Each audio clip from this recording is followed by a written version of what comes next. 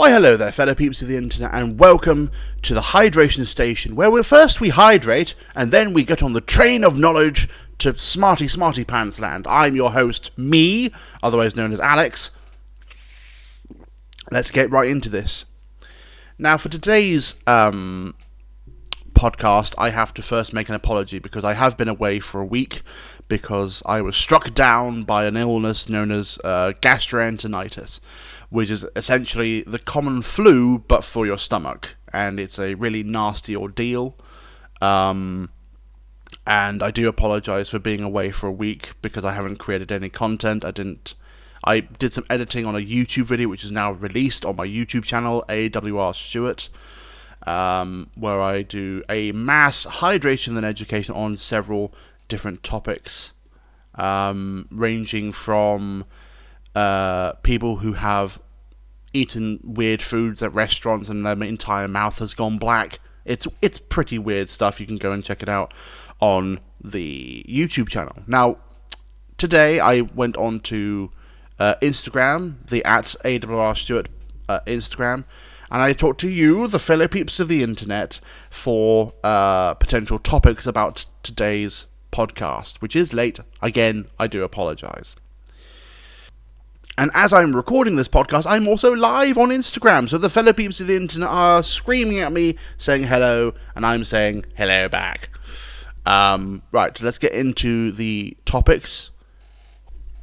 As I'm recording this podcast, I'm also live on Instagram, where the fellow peeps of the internet, not only on my stories do they give me topics and questions to potentially talk about, but also on the live, they are talking to me, and they want me to talk about stuff such as, why are Cornish pasties the greatest food in the world? Probably not the greatest food in the world, but they are definitely one of the most intuitive and inventive food items on the planet, because the original Cornish pasty had half meat, vegetables, potatoes, that sort of thing, but then the other half, the half closer to your hand, I believe, was sweet. It was like raspberry or some kind of jelly sort of jam sandwiched between the pastries, simply because the miners couldn't carry an entire packed lunch down into the mines with them, down in the mines of Cornwall. So I can't remember which pastry shop or bakery designed the first Cornish pasty, or the first traditional Cornish pasty, but it was so that the miners could bring sweet and savoury foods down into the mines with them, eat them with only one hand, so they wouldn't have to wash their hands. They would just bring it out of their Tupperware tin and just eat it straight off, and it was all gravy and good. But yeah, on the Instagram poll list, also the fellow peeps on the internet wanted to talk about what kind of biscuits are the best to dunk in your tea. Now, I'm at a bit of a disadvantage for that question, because at the moment I haven't had a cup of tea in over a week now, and as a British person, I'm suffering because I haven't been able to taste the elixir of Britain tea because of the gastroenteritis. It's kind of like the most exciting thing that I can currently consume liquid-wise is water. That's it.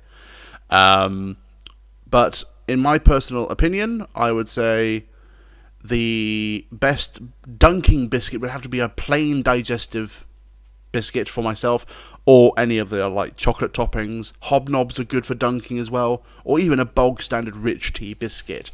Although with rich teas, if you leave them too long inside the tea concoction, they just become a soggy mess, and no one wants a soggy mess in their tea. What are my opinions on what's currently happening with Russia and the Ukraine? It looks like we're going into two countries in Europe are going into war over disputes. I haven't kept up massively with it. I know there are now Russian troops on the ground in Ukraine, and Ukraine are just sort of like, oh shit, you're actually here. And there is fighting going on, but I don't think it's classified as a full-blown war yet. I think it is heading in that direction. but diplomatics and politics are still going on, so the situation will more than likely escalate before it de-escalates. But walking away from the war topic, let's go back onto the list that the fellow people of the internet suggested. Someone put a single word answer: autism. Do they want me to talk about autism? What branch of it? Because I'm only a not a self-proclaimed expert, but I do know a fair bit about Asperger's syndrome, which is the form of autism that I have. That's got me thinking now. I would say, to truly understand something, you have to get to know it first. Get to know your autistic traits, what sets them off. For me, I can't stand large crowds and very loud noises. So I usually stay away from those. But also, you got I've been depressed a lot of my life. Like I in school, I was heavily bullied for my size. I was kind of a fat kid, but also because I acted weirdly because of my autism. And because of that, I got very depressed, and I've been depressed the majority of my younger adult life. I am still a little bit depressed nowadays, but I'm getting better. And the entire reason why I'm getting better is because I've come to terms with it. I generally know what autism is. I know what my brand of autism is, Asperger syndrome. I know what it entails. I've got to know it. I've taken out for dinner. I've gotten to know its ins and outs. But also, it's your perception of the mental difficulties. If you perceive your autism, your ADHD, whatever you have, as a burden, then it will be a burden, pure and simple, because that's a mind over matter kind of thing. If you think of your autism as a difficulty, as a hindrance, then it will be a difficulty and a hindrance. I think of mine as both a gift and a curse. It is a curse in some respects, but the majority of the time I focus on the creativity and the information side. And I put my efforts into creative outlets such as TikTok, Instagram, and YouTube, because I thoroughly enjoy them, and being on camera, speaking into a microphone, that sort of thing, comes very easily to me. No idea why, but also all the random knowledge that my brain holds. Here's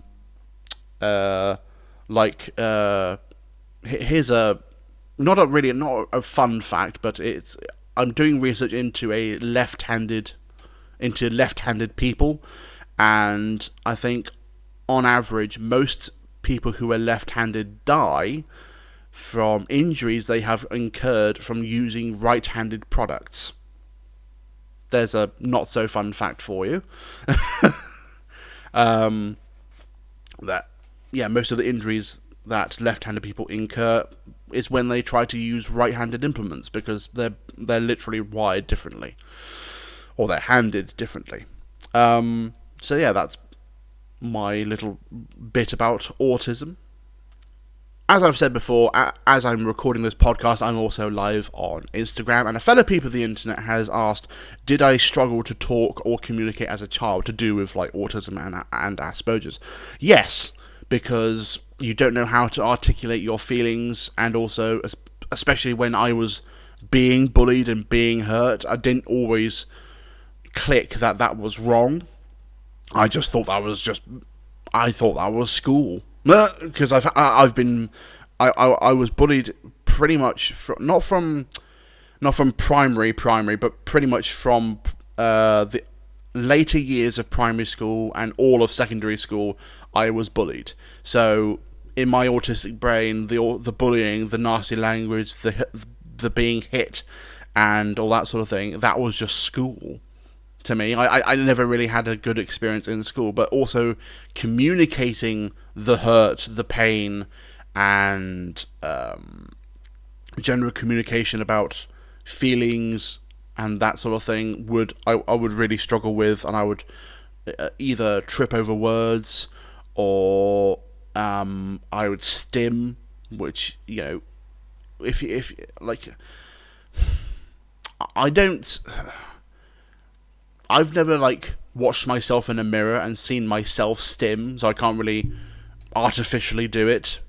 But like, for example, whenever I was discussing stuff like being hurt in the playground, or someone said a rude word that I didn't fully understand, when I would open my mouth to try and explain to my mother or father or sister, or one of the many therapists I saw, I would trip over words, bite myself, hurt myself, because I couldn't find the articulation. I physically didn't know the words to describe what I went through.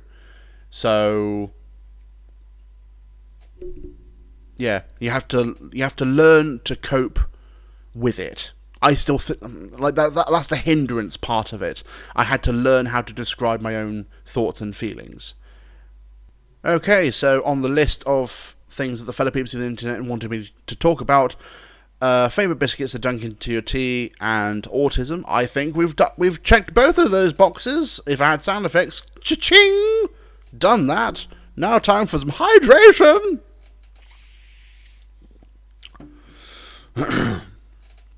Let's move on to more entertainment news. Now, I am very excited because we've seen a new Doctor Strange trailer, the Multiverse of Madness.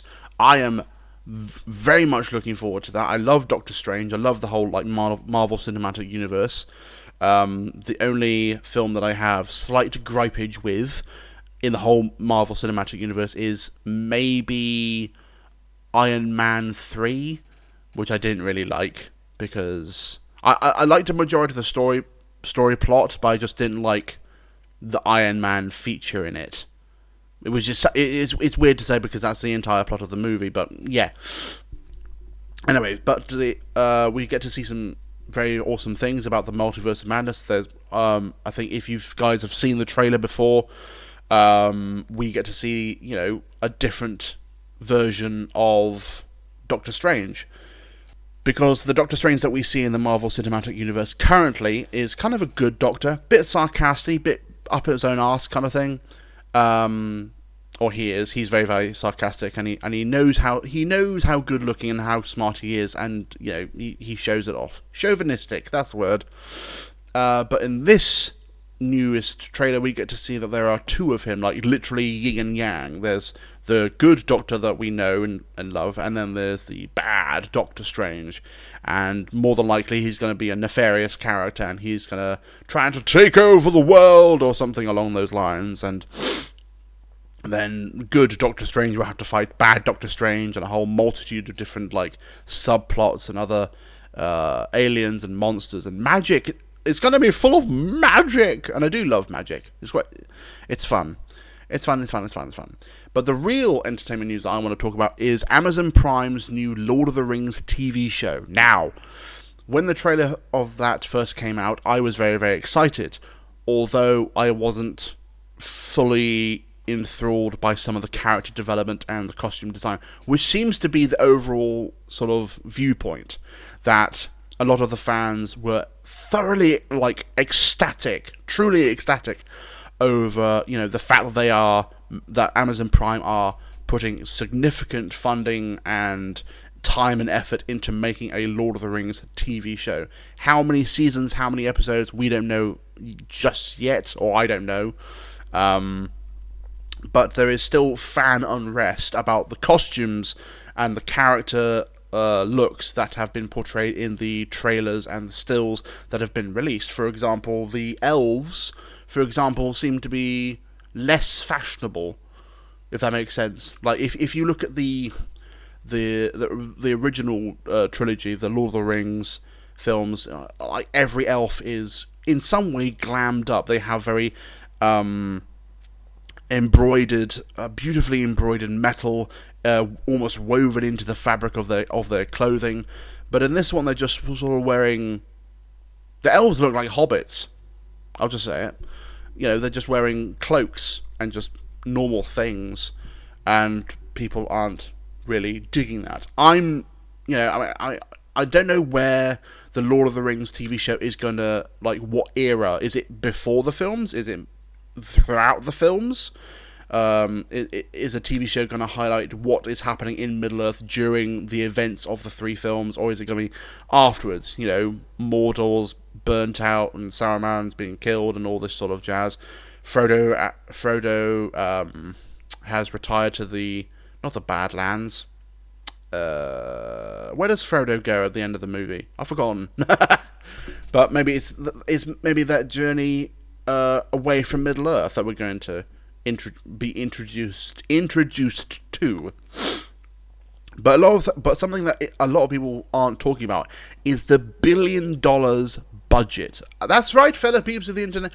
$1 billion is the budget for the Lord of the Rings Amazon Prime TV show. Now, here's the problem. Majority of the time, creativity is born out of necessity and constraint. For example, when it comes to like TV shows, look at Game of Thrones. I'm a fan of Game of Thrones. The majority of people thoroughly enjoyed it. I think in the first couple of seasons, there were epic fight sequences that couldn't really be done straight away because they just literally lacked the funding. But instead of focusing on the big expensive CGI dragons or big battles and all that sort of thing that would have cost a lot, what Game of Thrones did, they used creativity. They headed back into their creative roots, and they focused more on pacing and character development, making us the fans become more enthralled in the story of Game of Thrones and who was involved and this sort of thing. And the worry is that this $1 billion budget is an over. It's a bit like the Hobbit films. I didn't like the Hobbit films because the majority of it is all blue screen. And I think there was a case where Gandalf, the actor who played Gandalf, at one point actually cried on set because instead of using forced perspective, instead of using creativity or a creative mindset like they did with the Lord of the Rings films by using forced perspective, physical sets and that sort of thing, instead of using that, which requires effort, brain power, The Hobbit just opted for a blue screen and then digitally remastering all the shots, which is I'll say it seems a tad lazy. That's why I will always take physical effects over CGI, unless it's really good CGI. Like Avatar, that's mind-bending and awesome CGI effects. But at the same time, the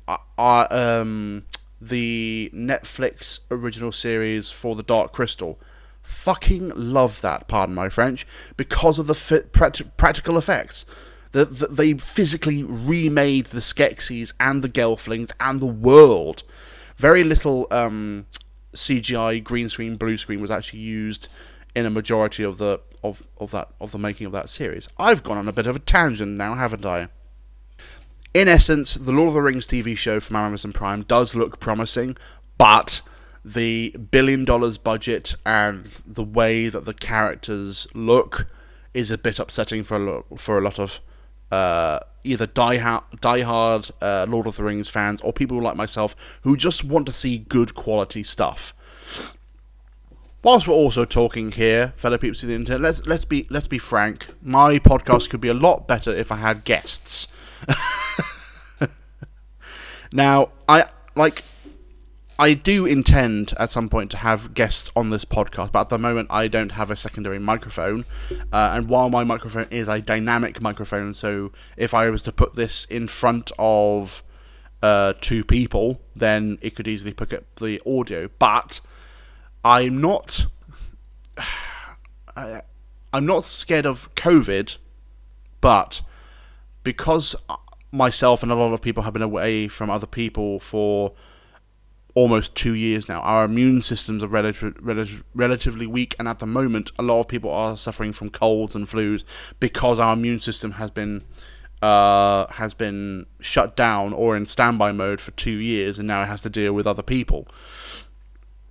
And after having a week off from gastroenteritis, which is a susceptible and infectious disease, I don't particularly want to put someone in the same room as me and then put a microphone generally close to their face.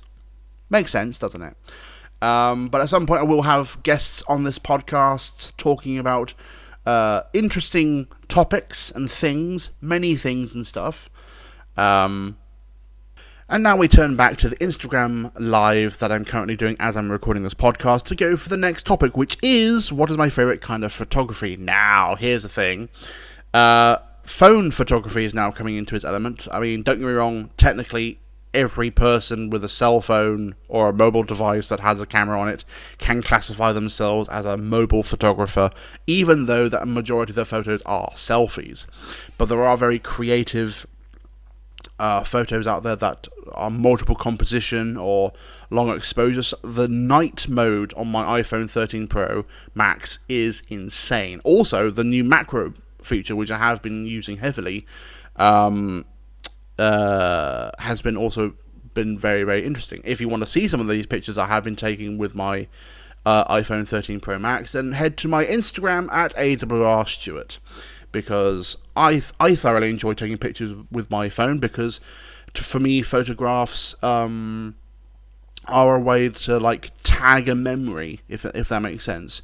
You take a picture and it reminds you of a place, a person, a smell, a texture, a feeling, or an event that took place in your life. Right, fellow peeps of the internet, we've talked about entertainment. We've talked about tea, we've talked about autism, we've talked a little bit about Ukraine and Russia. I think we now turn on to a typical British topic, the weather.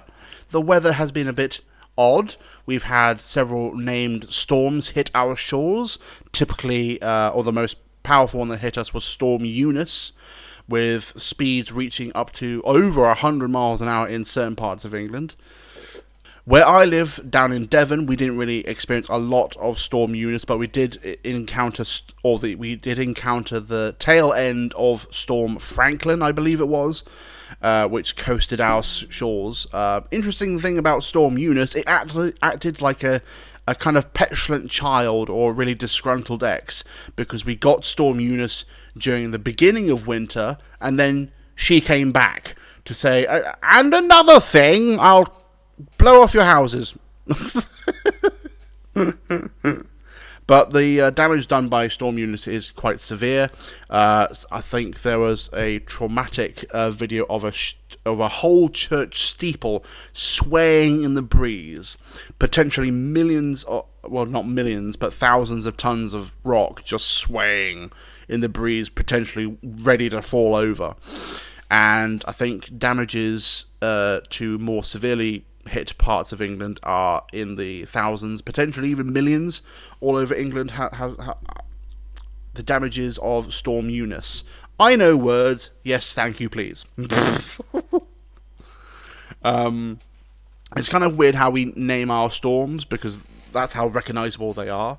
The Met Office can detect these storms from miles away as they cross the English Channel sometimes, or usually they actually form out in the oceans, and we can detect them. And I think it's the not the biometrics of the storm. What's it called?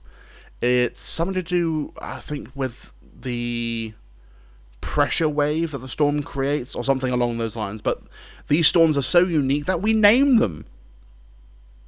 And a lovely fellow people of the internet in the Instagram live that I'm currently running as I'm recording this podcast, if I could name a storm, what would I name it?